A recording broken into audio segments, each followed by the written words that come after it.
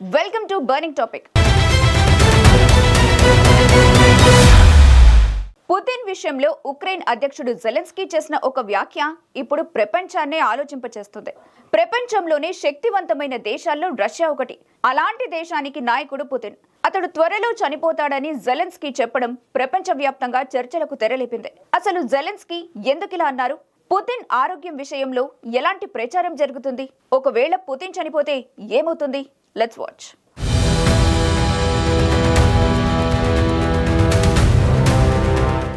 ఒక పక్క యుద్ధం, మరో పక్క చర్చలు. ఏది ఒక కొలిక్కి రావటం లేదు. రష్యా ఉక్రెయిన్ మధ్య యుద్ధానికి ఏళ్లు గడుస్తున్నా ఒక ఎండ్ కార్డ్ మాత్రం పడటం లేదు.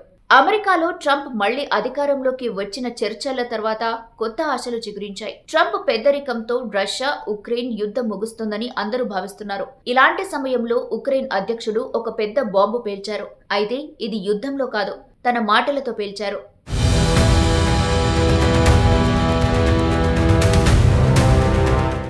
పుతిన్ త్వరలో చనిపోతాడు, దీంతో యుద్ధం ఆగిపోతుంది అని జెలెన్స్కీ సంచలన వ్యాఖ్యలు చేశారు. ఈ మాటల వెనుక పుతిన్ ఆరోగ్యంపై వస్తున్న పుకార్లు కారణం కావచ్చని భావిస్తున్నారు.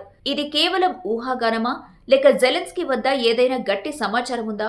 పుతిన్ ఆరోగ్యం గురించి గత 2 ఏళ్లుగా ఎన్నో వార్తలొస్తున్నాయి. పుతిన్ కు క్యాన్సర్ లేదా పార్కిన్సన్స్ ఉందని వెస్టర్న్ మీడియా చెబుతుంది. చేతులు వణకడం, బహిరంగంగా తక్కువగా కనిపించడం ఈ వాదనలకు ఆధారంగా చూపిస్తున్నారు. 2023లో గుండెపోటు వచ్చిందనే పుకారు కూడా వినిపించింది. కానీ ఇవన్నీ నిజమో కాదో ఎవ్వరికీ ఖచ్చితంగా తెలియదు.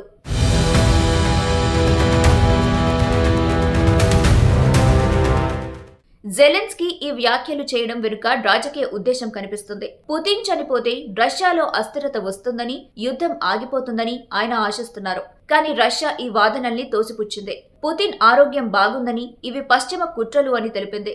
అటు రష్యా ఈ పుకార్లను అడ్డుకునేందుకు చర్యలు తీసుకుంటుంది. ఇటీవల పుతిన్ కుర్స్క్ ప్రాంతాన్ని సందర్శించారు. సెక్యూరిటీ మీటింగ్ లో కనిపించారు. ఇది ఆయన ఆరోగ్యం బాగుందని చూపించే ప్రయత్నంగా కనిపిస్తోంది.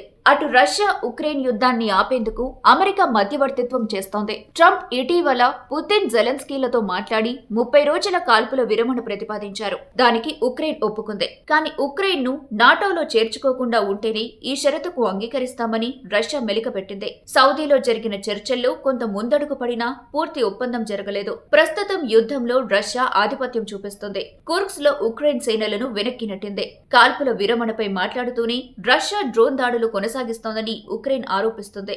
రష్యా తన లక్ష్యాలను సాధించే వరకు ఆగేలా లేదు.